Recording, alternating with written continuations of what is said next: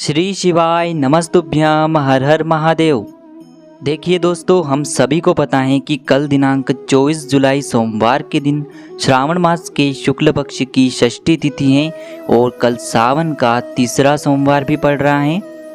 देखिए, हम सभी को पता है कि अभी सावन का अधिमास चल रहा है और सावन का जो पूरा महीना है वह भगवान शिव को समर्पित होता है।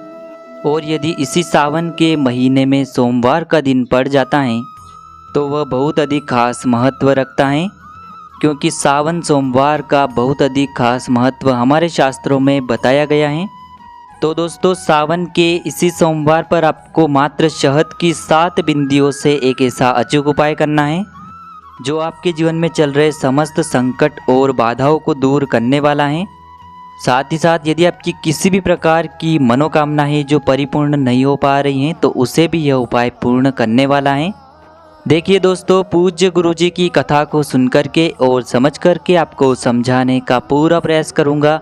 लेकिन दोस्तों, वीडियो में आगे बढ़ने से पहले वीडियो को लाइक करें और यदि आप भगवान शिव के अनंत भक्त हैं तो हमारे चैनल को सब्सक्राइब जरूर करें। देखिए दोस्तों, यह जो उपाय हैं, यदि आपके जीवन में ग्रह कलेश बहुत अधिक चल रहे हैं तो उन्हें भी दूर करने वाला है। साथ ही साथ यदि आपका ऐसा कोई कार्य है जिसमें आप सफलता प्राप्त करने की कोशिश कर रहे हैं लेकिन आपको सफलता नहीं मिल पा रही है, तब भी आपको यह उपाय ज़रूर करना है। दोस्तों, इस वीडियो में हम आपको सोमवार के दिन किए जाने वाले 2 विशेष उपाय बताने वाले हैं। जो भी उपाय आपको उचित और सरल लगे वह उपाय आप कर सकते हैं। तो चलिए दोस्तों, बात करते हैं पूज्य गुरुजी द्वारा बताए गए पहले उपाय के बारे में। देखिए दोस्तों, इस उपाय को करने के लिए सबसे पहले आपको मात्र थोड़ा सा शहद लेना है। शहद आपको मात्र 1 चम्मच ही लेना है।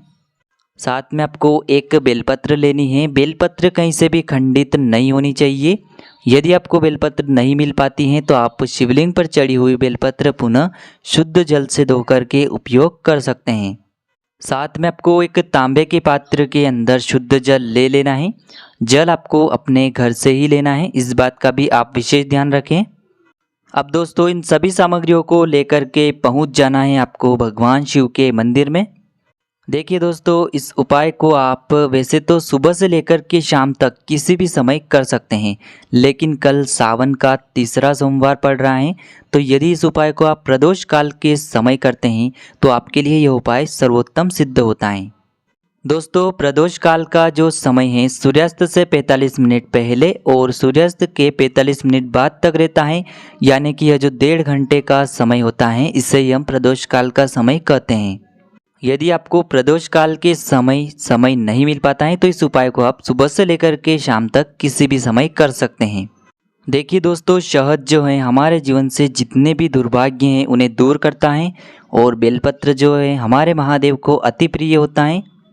देखिए दोस्तों, सबसे पहले आपको अपने सीधे हाथ की चीटी उंगली की जो पास वाली उंगली होती है, अनामिका उंगली, उसमें आपको थोड़ा सा शहद लेना है।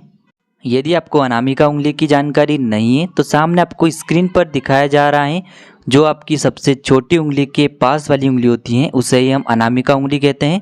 तो इसमें आपको थोड़ा सा शहद लेना है और बेलपत्र की जो बीच वाली बड़ी पत्ती होती है जिसे भगवान शिव की माना जाता है उस पर आपको अनामिका उंगली से ओम का निर्माण करना है।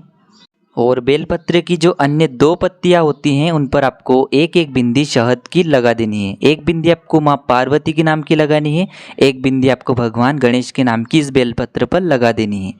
अब दोस्तों, इस बेलपत्र को आपको अपने सीधे हाथ में रखना है। जो भी आपकी समस्या है, जो भी आपकी मनोकामना है, उन्हें आपको महादेव के समक्ष रख देना है और यह बेलपत्र आपको शिवलिंग पर समर्पित कर देना है। देखिए दोस्तों, बेलपत्र की जो चिकनी साइड है जिस पर आपने ओम का निर्माण किया है वह शिवलिंग से स्पर्श होना चाहिए और इसकी डंडी आपको जलाधारी की ओर रखना है। इस प्रकार से यह बेलपत्र आपको समर्पित कर देना है। देखिए दोस्तों, अब आपको शहद से शिवलिंग पर 7 बिंदियों का निर्माण करना है। देखिए, यह जो बिंदियां हैं आपको शिवलिंग से प्रारंभ करनी है और जलाधारी की ओर अंत करनी है, यानी कि पहली बिंदी आपको कटी वाले भाग पर लगानी है और अंतिम बिंदी आपको लगानी है जलाधारी के अंतिम कोने पर। देखिए, यह जो बिंदियां हैं आपको उतरते हुए लगानी है। उतरते हुए इसीलिए लगानी है क्योंकि आपके जीवन की जो भी समस्याएं हैं, जो भी बाधाएं हैं, वह आपके जीवन से खत्म होनी चाहिए, उतरनी चाहिए। इसीलिए ये बिंदी आपको उतरते हुए लगानी है। प्रत्येक बिंदी को लगाते समय आपकी जो भी समस्या है या फिर जो भी मनोकामना है उसे आपको मन में सोचते रहना है। तो इस प्रकार से आपको शिवलिंग पर 7 बिंदियों का निर्माण कर देना है। अब दोस्तों आपके पास जो एक तांबे के पात्र के अंदर शुद्ध जल है उसे आपको भगवान शिव के शिवलिंग पर धीरे धीरे समर्पित कर देना है। जल समर्पित करते हुए आपको शिव महापुराण के मूल मंत्र श्री शिवाय नमस्तुभ्यम इस मंत्र का लगातार जाप करते रहना है। अब दोस्तों 2 मिनट तक आपको शिवलिंग के सामने बैठ करके आपकी जो भी समस्या है, जो भी आपकी बाधाएं हैं, उन्हें आपको महादेव से दूर करने के लिए कहना है। अब दोस्तों हम बात कर लेते हैं सोमवार के दिन किए जाने वाले दूसरे विशेष उपाय के बारे में। देखिए यह जो उपाय हैं आपकी किसी भी प्रकार की विशेष मनोकामनाओं को पूर्ण करने के लिए हैं। आपके जीवन में यदि दुर्भाग्य बहुत अधिक रहता है, दरिद्रता बहुत अधिक है, आप कई बार मेहनत बहुत अधिक करते हैं लेकिन आप सफल नहीं हो पाते हैं, आपके जीवन में यदि किसी न किसी प्रकार का दोष लगा है या किसी भी अन्य कारण से आपके जीवन में समस्या उत्पन्न हो रही है, तो यह उपाय आपको जरूर करना चाहिए। देखिए इस उपाय को करने के लिए सबसे पहले आपको मात्र एक चावल यानी कि अक्षत का दाना लेना है। चावल का दाना आपको कहीं से भी खंडित नहीं लेना है, इस बात का ध्यान रखें। इसी के साथ आपको एक प्यारी सी और सुंदर सी बेलपत्र ले लेनी है। बेलपत्र भी आपको कहीं से भी खंडित नहीं लेनी है। और साथ में आपको अपने घर से तांबे के पात्र के अंदर शुद्ध जल ले लेना है। अब दोस्तों इन सभी सामग्रियों को लेकर के पहुंच जाना है आपको भगवान शिव के मंदिर में। दोस्तों गुरुजी ने कहा है कि यह उपाय आप सुबह से लेकर के शाम तक किसी भी समय कर सकते हैं। देखिए दोस्तों सबसे पहले जो आपके पास एक चावल का दाना है उसे आपको भगवान शिव के शिवलिंग पर समर्पित कर देना है। अब आपके पास जो एक बेलपत्र है उसे आपको अपने सीधे हाथ में रखना है और आपकी जो भी विशेष मनोकामना है, जिस भी विशेष मनोकामना के लिए आप ये उपाय कर रहे हैं, उसे आपको महादेव के समक्ष रख देना है। और यह जो बेलपत्र हैं इसे भी आपको भगवान शिव के शिवलिंग पर समर्पित कर देना है। दोस्तों बेलपत्र की चिकनी साइड शिवलिंग से स्पर्श होना चाहिए और बेलपत्र की डंडी आपको रखना है जलाधारी की ओर। इस प्रकार से आपको यह बेलपत्र समर्पित कर देना है।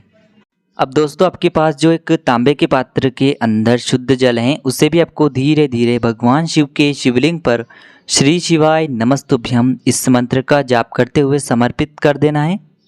देखिए दोस्तों गुरुजी ने कहा है कि जल आपको इतने धीरे समर्पित करना है कि जल समर्पित करते हुए आप कुल 11 बार श्री शिवाय नमस्तुभ्यम इस मंत्र का जाप कर सकें। तो दोस्तों इस वीडियो में हमने आपको सावन के तीसरे सोमवार पर किए जाने वाले 2 विशेष उपाय बताए हैं। जो भी उपाय आपको उचित लगे वह उपाय आप कर सकते हैं। उपाय से जुड़ा यदि आपको किसी भी प्रकार का सवाल पूछना है तो आप हमें कमेंट में पूछ सकते हैं। उपाय को करते समय आप किसी भी प्रकार की गलती न करें।